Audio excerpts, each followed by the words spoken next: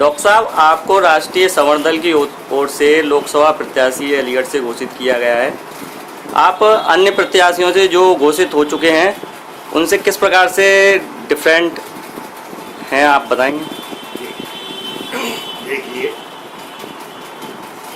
सवर्ण समाज के सामने आरक्षण एक बहुत बड़ी समस्या है।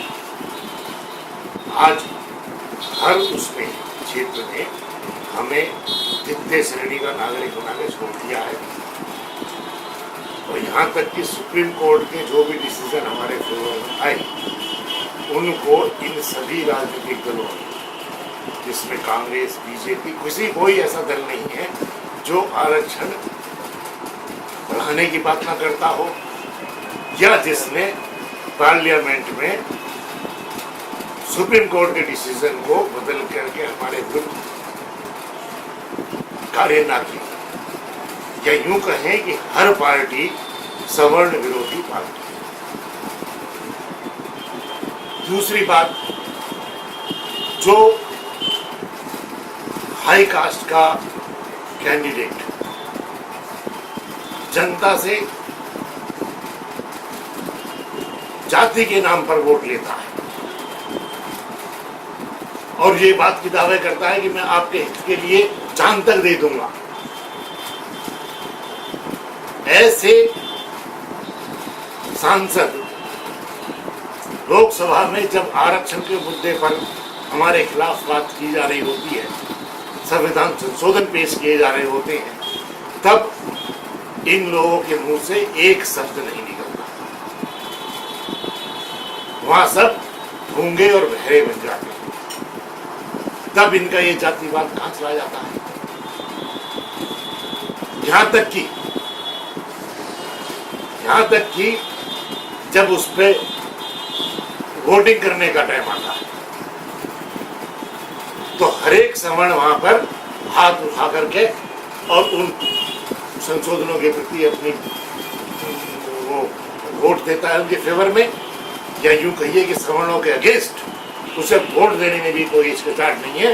और हर सवर्ण वहां पे एमपी इस तरीके से बिहेव करता है जैसे कि वो खुद एक सूल कास्ट करे। यहां तक कि 12 अगस्त 2013 को कुमारी शैलजा ने लोकसभा में ये घोषणा की कि नेक्स्ट शीत सदन में हम प्राइवेट में भी आरक्षण करने का एक बिल ला रहे हैं, जो महाराज डिपार्टमेंट इस तरीके का बिल बनाने की प्रक्रिया में है। इस घोषणा का सभी राजनीतिक दलों ने समर्थन किया, अपनी पीठ मेज की थपथपा। अब कल्पना कीजिए कि यदि निजी क्षेत्र में भी, और निजी क्षेत्र में खास करके लिमिटेड और प्राइवेट लिमिटेड कंपनीज में अगर आरक्षण लागू कर दिया जाता है तो अभी तक तो सवर्णों के साथ सरकारी नौकरियों में ही भेदभाव किया जा रहा था, उनके स्वाभिमान से खेला जा रहा था। इसका अर्थ ये हुआ कि आगे निजी क्षेत्र में भी उनके नौकरियों के दरवाजे बंद कर दिए जाएंगे सदा के लिए। दूसरी बात, इससे भी ज्यादा जो महत्वपूर्ण बात है वो ये कि आरक्षण लागू करने के बाद में और ये SC ST एट्रोसिटीज एक्ट के होते हुए क्या ये मिल मालिक वहां पे अनुशासन कायम कर पाएंगे? अगर कोई व्यक्ति कोई कार्य नहीं कर रहा है, उससे ये भी अगर उन्होंने पूछ लिया कि भैया तुम कल क्यों नहीं आए थे या आज क्यों लेट आए हो, तो वो जाकर सीधी FIR लॉन्च कर देगा SC ST एक्ट। तो ऐसी व्यवस्था में क्या ये मिल मालिक मिल चला पाएंगे? अगर सरकारी तंत्र और सरकारी संस्थाओं का तो आपको मालूम ही है एक एक करके कंपनी बंद होती रहती है। अगर टाइम टू टाइम अगर उनको सरकार मदद ना दे तो सारी सरकारी कंपनी बंद। यही स्थिति अगर प्राइवेट कंपनी एक एक करके बंद होती गई तो देश का क्या हालत होगी।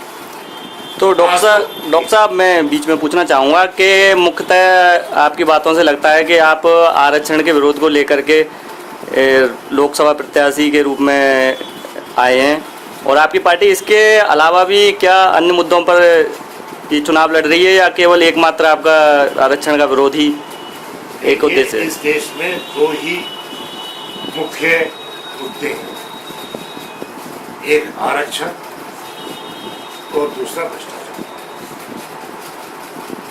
कोई पार्टी ऐसी नहीं है जो इनसे अछूत। हर पार्टी आरक्षण बढ़ाने की बात करती है। आरक्षण का अर्थ क्या है? हम किसी वर्ग के अगेंस्ट नहीं है, शेड्यूल कास्ट के अगेंस्ट नहीं है, ओबीसी के अगेंस्ट नहीं है। सब देश के नागरिक हैं, सबको समान अधिकार मिलने चाहिए, सबको आगे बढ़ने का मौका मिलना चाहिए। परंतु जब आरक्षण की बात आती है तो आरक्षण का मतलब ये है कि योग्य व्यक्ति की जगह आप अयोग्य व्यक्ति को विस्थापित कर रहे हैं।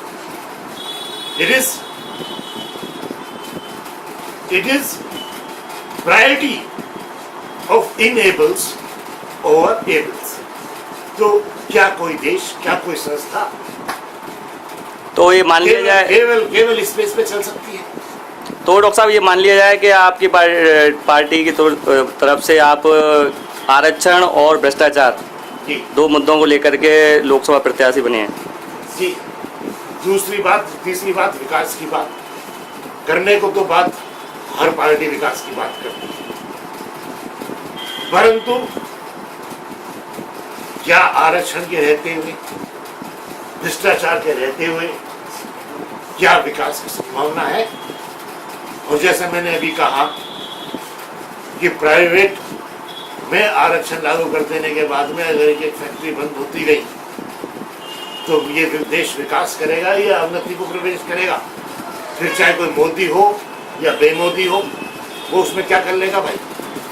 तो डॉक्टर साहब आपको cityajkal.com की ओर से बहुत बहुत शुभकामनाएं, और आगे भी हम आपसे इस सिलसिले में बातचीत जारी रखेंगे। धन्यवाद।